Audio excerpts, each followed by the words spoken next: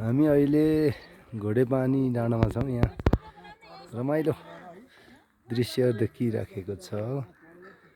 यता पारि पनि होटेलहरू छन्। ठाउँ निकै सुन्दर छ।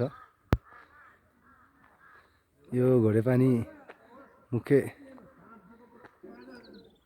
होटलहरू भएको ठाउँ र यता माथि पुनिल डाँडा देखिएको छ। भोलिको हाम्रो बिहानको यात्रा पुनिलसम्मको रहनेछ।